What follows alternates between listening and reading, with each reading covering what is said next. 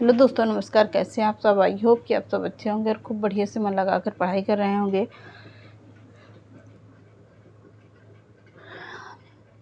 जैसा कि आप लोगों को पता है, हम लोग पढ़ रहे हैं आज की क्लास हिंदी के प्रैक्टिस सेट हल कर रहे हैं। वन लाइनर पॉइंट हैं, तो आप लोग फटाफट से इसको चाहो तो नोट कर लीजिएगा, चाहो तो प्रैक्टिस कर लीजिएगा, 2-3 बार वीडियो देख लीजिएगा, पूरा प्रश्न क्लियर हो जाएगा। तो चलिए आज के सेशन को स्टार्ट करते हैं। देखते हैं आज के सेशन का पहला प्रश्न है, भक्ति आंदोलन की शुरुआत कहाँ से हुई थी? प्रश्न बहुत ही ज़बरदस्त है। तो भक्ति आंदोलन की शुरुआत कहाँ से हुई थी, प्रश्न ये कह रहा है। तो कहाँ से हुई थी? दक्षिण भारत से हुई थी। अगला प्रश्न है, अद्वैतवाद का दर्शन किसने दिया है? तो अद्वैतवाद का दर्शन दिया है शंकराचार्य ने। किसने दिया है? शंकराचार्य ने दिया है। अगला है, भक्ति आंदोलन के प्रसार का श्रेय किससे जाता है? तो भक्ति आंदोलन के प्रसार का श्रेय जाता है 12 अलवार, 63 नैनार और संतों को जाता है। 12 अलवार होंगे, 63 क्या थे? नैनार थे, और संतों को जाता है क्या? भक्ति आंदोलन के प्रसार का श्रेय जाता है। अगला है, दक्षिण भारत में भक्ति आंदोलन को उत्तर भारत लाने का श्रेय किसे जाता है? तो दक्षिण भारत की बात कर रहा है, तो दक्षिण भारत में भक्ति आंदोलन को लाने का श्रेय जाता है किसे? रामानंद को। किसको जाएगा? रामानंद को जाएगा। अगला प्रश्न है, दक्षिण भारत से भक्ति आंदोलन को ऊपर भारत किस समय लाया गया था? तो दक्षिण भारत से भक्ति आंदोलन को उत्तर भारत किस समय लाया गया था? 12वीं सदी में लाया गया था। कब? 12वीं सदी में लाया गया था। अगला है, रामानुजाचार्य का जन्म कब और कहाँ हुआ है? तो रामानुजाचार्य का जन्म कब हुआ है और कहाँ हुआ है?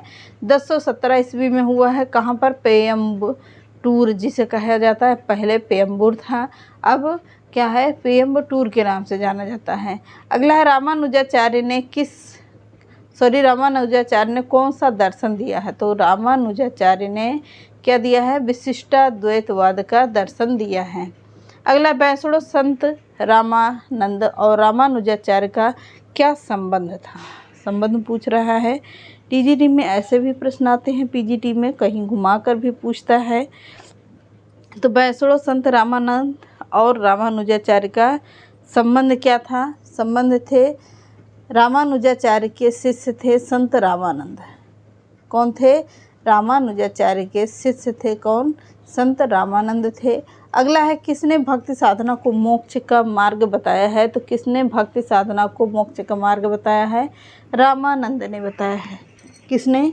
रामानंद ने बताया है। अगला है, कबीरदास का जन्म कब हुआ? कबीरदास का जन्म कहाँ पर हुआ? तो कहाँ पर हुआ, कब हुआ, ये पूछ रहा है प्रश्न। तो कबीरदास का जन्म हुआ था कब? 1425 ईस्वी को वाराणसी के निकट लहरतारा के पास हुआ था। किसका? कबीरदास का जन्म। अगला है, कबीर किस शासक के समकालीन थे? कबीर किस शासक के समकालीन होंगे? तो सिकंदर लोदी के समकालीन थे। कौन? कबीरदास जी। अगला प्रश्न है, मुक्तक शहजादी में से किसने प्रसिद्ध पुस्तक हुमायूं नामा लिखा है? प्रश्न बहुत ही घुमाकर पूछा गया है। किस मुग़ल शहजादी में से, या तो ऐसे भी पूछ सकता है, किस मुग़ल शहजादी ने यह गुलबदन बेगम पुस्तक लिखा है? तो घुमा कर पूछेगा प्रश्न, ताकि आप लोग कंफ्यूज हो जा सकें। तो किसने लिखा है?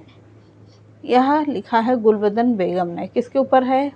हुमायूं, अपने भाई हुमायूं के नाम पर है, लिखा है। अगला है, चरक संहिता संबंधित है किससे? चिकित्सा से है। किससे होगा? चिकित्सा से है। अगला, मिताक्षरा का संबंध किससे है? तो मिताक्षरा का संबंध है किससे? हिंदू विधि से है। किससे होगी? हिंदू विधि से होगी।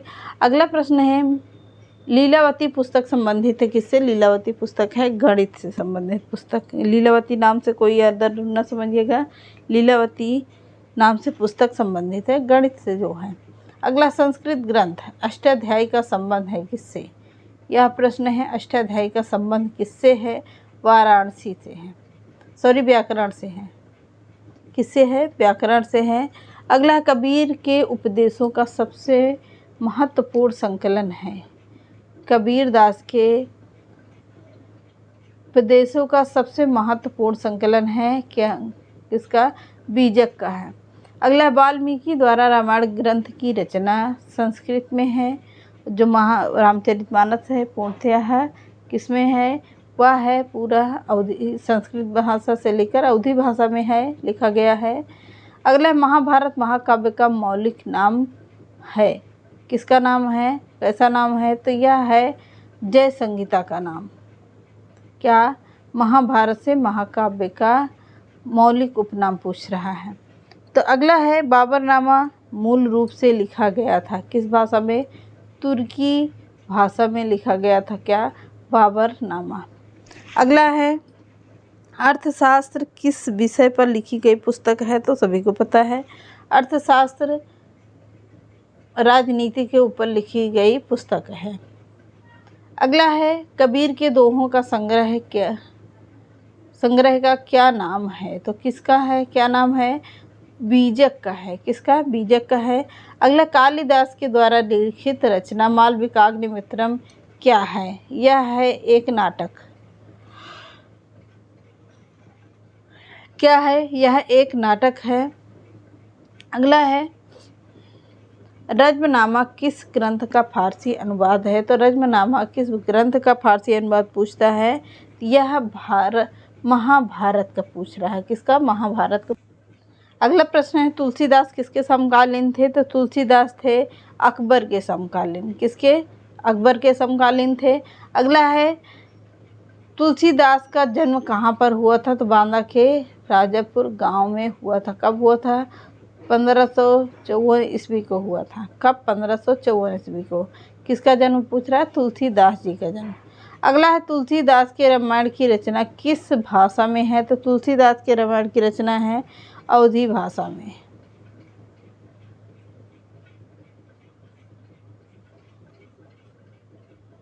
अगला है तुलसी के रामायण को क्या कहते हैं, तो तुलसी के रामायण को क्या कहा जाता है, यह कहा जाता है रामचरितमानस। अगला है रैदास ने कौन से संप्रदाय की नींव रखी थी, तो रैदास ने रैदासी संप्रदाय की नींव रखी थी, किसकी, रैदासी संप्रदाय की। अगला है रैदास किसके शिष्य थे, तो यह थे रामानंद के शिष्य। अगला है भगवान श्री कृष्ण के किस भक्त ने रैदास को अपना गुरु बनाया था, तो मीराबाई ने बनाया था, किसको, रैदास जी को अपना गुरु बनाया था मीराबाई ने। अगला है दादू दयाल किस जात के थे, दादू दयाल धुनिया जात के थे। दादू दयाल का जन्म कब और कहाँ पर हुआ था, तो 1554 ईस्वी में हुआ था, अहमदाबाद के निकट हुआ था, किसका, दादू दयाल का। अगला है चर्चा के लिए, धार्मिक चर्चा के लिए पहले पूरा प्रश्न देखते हैं। किस मुगल शासक ने दादू दयाल को धार्मिक चर्चा के लिए फतेहपुर सीकरी आमंत्रित किया था, किसने किया था, यह किया था अकबर ने, किसने, अकबर ने किया था। अगला है दादू दयाल ने किस संप्रदाय की नींव रखी थी, तो निपख संप्रदाय की रखी थी, किसकी, निपख संप्रदाय की नींव रखी थी, किसने, दादू दयाल ने। अगला महाराष्ट्र में भक्ति आंदोलन का जनक किसे कहा गया है, तो महाराष्ट्र में भक्ति आंदोलन का जनक कहा जाता है ज्ञानेश्वर, ज्ञानदेव या ज्ञानेश्वर को कहा जाएगा, क्या, ज्ञानदेव या ज्ञानेश्वर को कहा जाता है। क्लियर हुआ प्रश्न। अगला प्रश्न है आष्ट्रिक भाषा समूह की भाषाओं को बोलने वाले को क्या कहा जाता है, क्या कहा जाएगा, किरात कहा जाता है। अगला प्रश्न है कटकटान कपिकुंजर भारी द्रहु भुजदंड तमहि महिमारी डोलत धरन सभा पद खसे चले भाज भय रूप ग्रसे। यह पंक्ति किसके लिए कही गई है, हनुमान जी के लिए कही है, रामचरितमानस में है। कटकटान कपिकुंजर भारी द्रहु भुजदंड चले तब तजिब महिमारी। प्रस्तुत पंक्तियों के रचयिता कौन होंगे, तुलसीदास जी हैं, कौन, तुलसीदास जी हैं। अगला कठिन काव्य का प्रेत कहा जाता है, केशवदास को पढ़ाया हुआ है। कथा सम्राट के नाम से कौन जाने जाते हैं, कौन, मुंशी प्रेमचंद। अगला प्रश्न है कबीर की भाषा कैसी थी, तो सधुकड़ी थी। कलम का सिपाही किसे कहा जाता है, मुंशी प्रेमचंद को कहा जाता है। कलम का सिपाही है क्या, तो यह एक जीवनी है, क्या है, जीवनी। सूर सागर के रचयिता कौन होंगे, सूरदास जी हैं। हालांकि ये प्रश्न मैंने पढ़ा दिया आप लोगों को, फिर भी प्रैक्टिस ही कर रहे हैं, रिवीजन कर लीजिएगा। सतसई के रचनाकार कौन है, बिहारी जी हैं। प्रिय प्रवास के लेखक कौन हैं? यह हैं अयोध्या सिंह उपाध्याय, हरिऔध के है ये। यशोधरा पुस्तक के लेखक कौन हैं? तो कौन होंगे लेखक इसके? मैथिली शरण गुप्त हैं। भारत भारती के लेखक कौन है? ये भी मैथिली शरण गुप्त की रचना है। कामायनी के रचनाकार कौन होंगे? जयशंकर प्रसाद की रचना है। जय पराजय के लेखक हैं उपेंद्र नाथ अस्क। अगला है चंद्रकांता संतति किसकी कृति है? तो देवकी नंदन खत्री की है चंद्रकांता संतति। गोदान एवं गबन प्रसिद्ध पुस्तक के लेखक कौन है? तो मुंशी प्रेमचंद्र का है। गोरा प्रसिद्ध किसकी रचना है? रविंद्रनाथ टैगोर की रचना, बहुत ही इम्पोर्टेंट रचना है। मृगनयनी के लेखक कौन है? मृगनयनी है वृंदावन लाल वर्मा की। किसकी? वृंदावन लाल वर्मा की। भारत दुर्दशा के रचनाकार कौन होंगे? भारतेंदु हरिश्चंद्र हैं। मैला आंचल किसकी है? फणीश्वर नाथ रेणु की रचना है।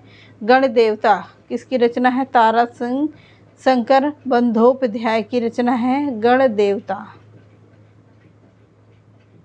तो ये रहे आज के कुछ प्रश्न, तो आप लोग इसको नोट कर लीजिएगा या तो प्रैक्टिस कर लीजिएगा। मिलते हैं नेक्स्ट क्लास में।